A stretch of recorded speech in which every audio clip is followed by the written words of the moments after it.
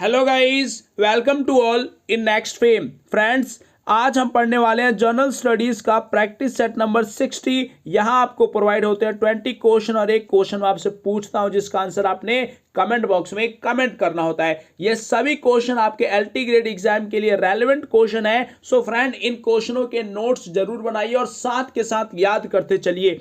और आपके लिए एक वेरी इंपॉर्टेंट सूचना कि आप लोग फ्यूचर मेकर्स जो हमारा टेलीग्राम ग्रुप है उसको जरूर ज्वाइन कर ले, क्योंकि यहां आपको 9:30 पर डेली क्विज प्रोवाइड कराए जाएंगे। और आप लोगों को पता है कि आप किसी भी टॉपिक को क्लियर कीजिए, उसके बाद आपको अगर क्विज मिल जाए तो यह आपके लिए सोने पर सुहागे वाली बात होती है। सो गाइज, स्टार्ट करते हैं अपनी आज की क्लास को। फर्स्ट क्वेश्चन है, कुगती वन्य पशु विहार किस राज्य में है? राइट आंसर हिमाचल प्रदेश में है कुगती वन्य पशु विहार। और साथ ही यह याद रखना है कि हिमाचल प्रदेश के किस जिले में है, तो यह चंबा जिले में है। और हिमाचल प्रदेश में नेशनल पार्क और कौन से हैं, तो वह है great Himalayan national park, Pin valley national park, Inder Killa national park, Khirganga national park और सिंबलबाड़ा नेशनल पार्क। ये सभी इंपॉर्टेंट नेशनल पार्क है। हिमाचल प्रदेश की कैपिटल क्या है? शिमला। नेक्स्ट क्वेश्चन है, प्रेशर कुकर में भोजन जल्दी पक जाती है क्योंकि दाब बढ़ जाने से क्वथनांक बढ़ जाता है। क्लियर है? नेक्स्ट क्वेश्चन है, व्हीलर द्वीप का नया नाम क्या है? राइट आंसर अब्दुल कलाम द्वीप है व्हीलर द्वीप का नया नाम। और व्हीलर द्वीप किस राज्य में है? तो यह उड़ीसा राज्य में है। यह भी आपके लिए इंपॉर्टेंट है। और इसका नया नाम अब्दुल कलाम द्वीप। अब्दुल कलाम को मिसाइल मैन के नाम से जाना जाता है। और अब्दुल कलाम की बुक कौन सी है? Wings of fire. यह भी आपके लिए इंपॉर्टेंट है। नेक्स्ट क्वेश्चन है, भारतीय मानक समय आईएमटी की यमुनोत्तर रेखा किस राज्य से नहीं गुजरती है? राइट आंसर इसका क्या है? महाराष्ट्र। अब यह किन किन राज्यों से होकर गुजरती है? तो यह उत्तर प्रदेश, आंध्र प्रदेश, मध्य प्रदेश, छत्तीसगढ़ और उड़ीसा, यह 5 राज्यों से होकर गुजरती है। और यह आईएमटी कहां से लिया गया? 82.5 डिग्री देशांतर उत्तर प्रदेश से लिया गया है। यह आपके लिए वेरी इंपॉर्टेंट है। तो यहां पर राइट आंसर महाराष्ट्र है। नेक्स्ट क्वेश्चन है, जब लाल फूल को हरे शीशे से देखे तो यह कैसा दिखता है? राइट आंसर काले रंग का दिखता है लाल फूल को जब हरे शीशे से आप देखेंगे। नेक्स्ट क्वेश्चन है, इंग्लैंड में चार्चिस्ट आंदोलन कब हुआ? राइट आंसर 1838 में होता है चार्चिस्ट आंदोलन। और यह एक श्रमिक आंदोलन था। यह भी आप याद रखेंगे। नेक्स्ट क्वेश्चन है, इंग्लैंड में समाजवाद का जनक किसे माना जाता है? राइट आंसर रॉबर्ट ओवन को समाजवाद का जनक माना जाता है। यह डायरेक्ट क्वेश्चन है। नेक्स्ट क्वेश्चन है, जब बाबर ने पहली बार भारत पर आक्रमण किया था तो उस वक्त दिल्ली सल्तनत के तख्त पर कौन विराजमान था? राइट आंसर इब्राहिम लोदी था दिल्ली सल्तनत के तख्त पर। और बाबर की लड़ाई इब्राहिम लोदी से होती है। इस युद्ध को किस नाम से जाना जाता है? तो पानीपत के पहले युद्ध के नाम से जाना जाता है। और कब होता है? 1526 में। वहीं आपको यहां से इंपॉर्टेंट क्वेश्चन याद रखना है कि बाबर ने इसी युद्ध में तुगलमा पद्धति युद्ध नीति अपनाई थी। और बाबर का प्रसिद्ध तोपची कौन था? तो वह उस्ताद अली और मुस्तफा इसका प्रसिद्ध तोपची था। बाबर से याद एक और क्वेश्चन रखना है कि बाबर ने क्या लिखा है? अपनी ऑटोबायोग्राफी लिखी है। और उसका नाम क्या है? तजु के बाबरी कहो या फिर बाबरनामा। कंफ्यूज नहीं होना है। यहां पर एक क्वेश्चन और याद रखेंगे दिल्ली सल्तनत से कि दिल्ली सल्तनत किस प्रकार रहती है। तो पहले आते हैं गुलाम वंश, उसके बाद आता है खिलजी वंश, फिर आता है तुगलक, उसके बाद सैयद, देन आता है लोदी वंश। क्लियर है? नेक्स्ट क्वेश्चन है, किस समय स्वदेशी आंदोलन प्रारंभ होता है? जब बंगाल का विभाजन किया जाता है। तो राइट आंसर बंगाल विभाजन विरोधी आंदोलन के समय स्वदेशी आंदोलन प्रारंभ होता है। अब बंगाल विभाजन कब हुआ? 1905 में। किसने घोषणा की? लॉर्ड कर्जन ने।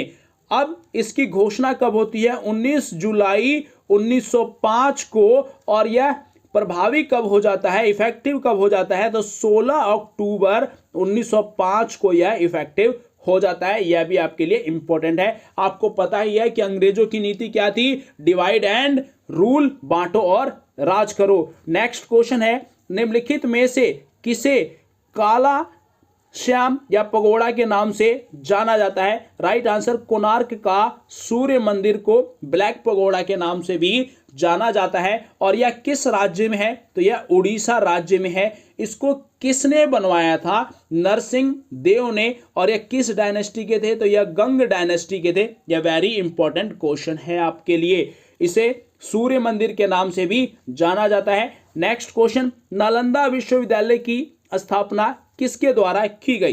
राइट आंसर, कुमार गुप्त ने नालंदा विश्वविद्यालय की स्थापना की। और नालंदा विश्वविद्यालय कहां पर है? यह बिहार में है। कहां है? बिहार में। और कुमार गुप्त किस डायनेस्टी के थे? तो यह गुप्त डायनेस्टी के थे। और गुप्त डायनेस्टी की स्थापना किसने की? श्री गुप्त ने गुप्त डायनेस्टी की स्थापना की।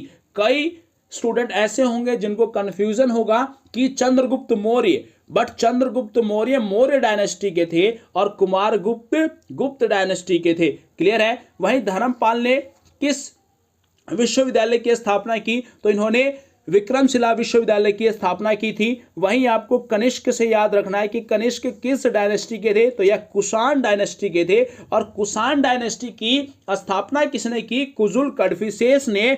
और कनिष्क ने 78 एडी में क्या चलाया था? शक संवत चलाया था। यह आपके लिए वेरी इंपॉर्टेंट है। चंद्रगुप्त मौर्य ने किस डायनेस्टी की स्थापना की? मौर्य डायनेस्टी की।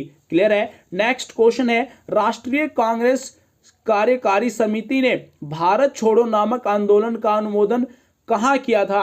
राइट आंसर, मुंबई में किया था। और यह आंदोलन कब प्रारंभ किया जाता है? 8 अगस्त 1942 को। यह आपके लिए इंपॉर्टेंट है। अब ये कब किया जाता है? तो यह द्वितीय विश्व युद्ध के टाइम किया जाता है। अब सेकेंड वर्ल्ड वॉर कब से कब तक हुआ? 1939 से लेकर 1945 तक सेकेंड वर्ल्ड वॉर रहता है। वहीं एक क्वेश्चन अब आपको याद रखना है कि यहां पर 2 बम गिराए जाते हैं जापान के ऊपर अमेरिका के द्वारा। पहला बम कौन सा गिराया गया? लिटिल मैन, जो कि 6 अगस्त को गिराया गया हिरोशिमा पर। और दूसरा गिराया जाता है फैट मैन, जो कि 9 अगस्त को गिराया जाता है कहां पर? नागासाकी पर। यह भी आप याद रखेंगे। नेक्स्ट क्वेश्चन है, सिकंदर के हमले के समय भारत पर किस वंश का शासन था? राइट आंसर, नंद डायनेस्टी का शासन था। और उस वक्त शासक कौन था? धनानंद। कौन था? धनानंद। यह आपके लिए इंपॉर्टेंट है। और नंद डायनेस्टी की स्थापना किसने की? महापदम नंद ने। इसको भी आपने याद रखना है। धनानंद की हत्या किसने की थी? चंद्रगुप्त मौर्य ने। और मौर्य डायनेस्टी की स्थापना कर दी थी। नेक्स्ट क्वेश्चन है, काकोरी ट्रेन डकैती 1925 में किसके द्वारा आयोजित की गई थी? कौन सा ग्रुप था? वह था हिंदुस्तान रिपब्लिकन एसोसिएशन। यह आपके लिए इंपॉर्टेंट है। और इस डकैती के मामले में राम प्रसाद बिस्मिल, अशफाक उल्ला खान, राजेंद्र नाथ लाहिरी को फांसी दी गई थी। नेक्स्ट क्वेश्चन है, किसी रॉकेट को पृथ्वी से पलायन के लिए न्यूनतम कितनी गति दी जाती है? राइट आंसर, 11.2 किलोमीटर पर सेकेंड। यह आपको याद रखना है। नेक्स्ट क्वेश्चन है, 1905 में बंगाल में विभाजन का आदेश किसके द्वारा दिया गया? राइट आंसर, लॉर्ड कर्जन के द्वारा बंगाल विभाजन का आदेश दिया जाता है। नेक्स्ट क्वेश्चन है, बाबर ने तजु के बाबरी किस भाषा में लिखी है? राइट आंसर, तुर्की भाषा में लिखी है बाबर ने तजु के बाबरी। इसे चागताई भी कहा जा सकता है। चागताई भी कहीं आपको मिल सकता है, तो वह भी राइट आंसर होगा, तुर्की चागताई। क्लियर है? नेक्स्ट क्वेश्चन है, मोहम्मद गौरी ने जयचंद को किस युद्ध में पराजित किया था? राइट आंसर, चंदावर के युद्ध में मोहम्मद गौरी ने जयचंद को पराजित किया था। और मोहम्मद गौरी से याद रखना है आपको कि मोहम्मद गौरी ने पृथ्वीराज चौहान को 1192 तराइन के द्वितीय युद्ध में पराजित किया था। और पृथ्वीराज चौहान ने तराइन के पहले युद्ध जो कि 1191 में हुआ, उसमें मोहम्मद गौरी को पराजित किया था। अब जयचंद से आप याद रखेंगे कि जयचंद कौन था? पृथ्वीराज चौहान का ससुर था जयचंद, और यह कन्नौज का राजा था। और किस वंश का था? यह गहड़वाल वंश का था। यह भी आपके लिए इंपॉर्टेंट है। और जयचंद की बेटी का नाम क्या था? संयोगिता, जिससे पृथ्वीराज चौहान की शादी हुई थी। क्लियर है? नेक्स्ट क्वेश्चन है, निम्न में से किस नदी का उद्गम भारत में नहीं है? राइट आंसर, सतलुज नदी का उद्गम भारत में नहीं है। यह मानसरोवर के पास राक्षस ताल से निकलती है और हिमाचल प्रदेश से सिपकीला दर्रे से भारत में आती है, और सतलुज नदी पर है भाखड़ा नांगल बांध। यह भी आपके लिए इंपॉर्टेंट है। नेक्स्ट क्वेश्चन है, विंग्स ऑफ फायर किसके द्वारा लिखी गई है? क्या है इसका right answer? Mahatma Gandhi, Subhash Chandra Bose, APJ Abdul Kalam, Bhagat Singh. आप कमेंट बॉक्स में जरूर कमेंट करिएगा। नेक्स्ट क्वेश्चन, जिसे मैंने आपसे लास्ट क्लास में पूछा था, ज्ञान प्राप्त करने के बाद गौतम को किस रूप में जाना जाने लगा? राइट आंसर, बुद्ध के नाम से जाना जाने लगा गौतम बुद्ध को।